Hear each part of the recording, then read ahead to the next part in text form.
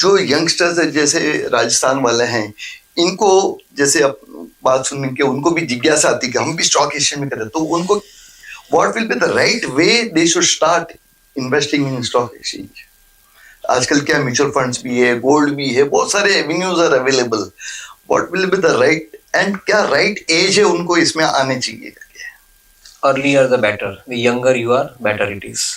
सबसे पहली बात, अगर आप आपकी स्टडीज के साथ में मार्केट के अंदर एंटर होते हैं तो सबसे बड़ी बात है। स्टडीज मतलब कंपनी की स्टडी कर रहे हैं? आप जब भी अंडर ग्रेड प्रोग्राम के अंदर एजुकेट हो रहे हो, वो समय से आप इन्वेस्ट करना शुरू करें। दो एडवांटेज है, एक यंग हो, पढ़ाई करते हो, ये मार्केट भी एक तरह की पढ़ाई है, तो उसके अंदर आप पढ़ाई करके एक सब्जेक्ट समझने की प्रयत्न करते हो। कोई भी प्रोडक्ट लो, म्यूचुअल फंड प्रोडक्ट लो या इक्विटी डायरेक्ट इन्वेस्टमेंट लो, पढ़ाई करते हो आप, ये सब्जेक्ट अंडरस्टैंड करते हो, उसके बाद में आप इन्वेस्ट करते हो। तो ये एक सबसे बड़ी महत्वपूर्ण बात है कि शुरुआत के समय से ही आप जुड़ जाओ। जो चीज नहीं करनी वो पहले बता देता हूँ। हाँ, ये जरूरी है। हाँ, क्योंकि मोस्ट ऑफ द यंगस्टर्स वो जब भी पढ़ते हैं तभी वो ट्रेडिंग करने का शुरू करते हैं। और ये मार्केट की दो साइड्स है, एक साइड है इन्वेस्टमेंट, दूसरी साइड है trading. Most of the youngsters college में पढ़ते हैं, बच्चे लोग कम सुनते हैं, मिलते हैं, और ट्रेडिंग ज्यादा करना पसंद करते हैं, क्योंकि उनमें उनको एक एक्साइटमेंट आता है, किक मिलती है कि आज पैसा रखा, कल मिल गया। और ये ट्रेडिंग की जो प्रैक्टिस बनती है, उसके बाद में आगे जाके काफी लोग प्रोफेशनल ट्रेडर बन जाते हैं और काफी लोग पैसा घुमा के मार्केट में से निकल जाते हैं। 1% आदमी ट्रेडर सक्सेसफुल रहता है, but 99% people are failure in the trading market. That is because उन्होंने होमवर्क नहीं किया। Trading is a deep pocket game.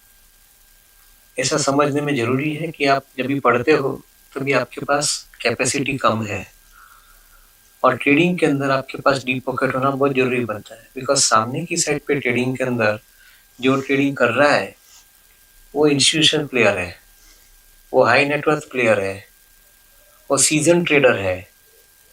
आप बड़ी मछली के बीच में छोटी मछली घुसना चाहती है तो बड़ी मछली आपको खा जाएगी।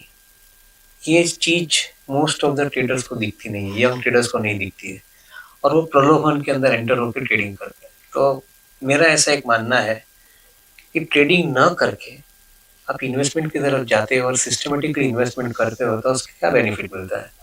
जिसमें मैंने अभी थोड़े टाइम पहले बताया, $5 ट्रिलियन का मार्केट कैप है, 2035 में वो $15 ट्रिलियन होएगा। बिकॉज 2035 में 4 ट्रिलियन की इकोनॉमी 12 ट्रिलियन रहेगी। तो मार्केट कैप और इकोनॉमी के बीच में इक्वेशन 1:1 रहता है। अगर इकोनॉमी 12 ट्रिलियन की होती है तो मार्केट कैप 12 ट्रिलियन होना जरूरी बनता है, बट जनरली इकोनॉमी से मार्केट फास्ट चलता है थोड़ा। तो ये जो इक्वेशन है वो हिसाब से आपकी वेल्थ तो बननी है। आप बताइए मुझे कि 10 साल के अंदर आपकी वेल्थ 3 गुना बढ़ती है तो आपको ट्रेडिंग क्यों करना है? सबसे पहला पॉइंट। दूसरा पॉइंट, चलिए चार्टर्ड अकाउंटेंट के साथ बात करते हैं, इंजीनियर के साथ बात करते हैं, तो एक नंबर से बात करते हैं। अगर आपके 100 रुपये आज इन्वेस्ट करते हो और हर साल को आपको 30% उसके ऊपर रिटर्न छूटता है, तो 10 साल के बाद ये अमाउंट 1400 रुपया होगा। आप आपको बच्चे को बोल सकते हो कि बेटा मैंने हर साल 140% रिटर्न कमाया 10 साल के बाद। ये चीज बहुत जरूरी है, मगर 30% रिटर्न पहले साल से नहीं आएगा। ये कंपाउंडिंग इफेक्ट है। आप आज इन्वेस्ट करते हो, उसकी इम्पैक्ट 3 साल के बाद दिखनी शुरू होगी। कल इन्वेस्ट करोगे, उसके 3 साल के बाद इम्पैक्ट आनी शुरू हो जाएगी।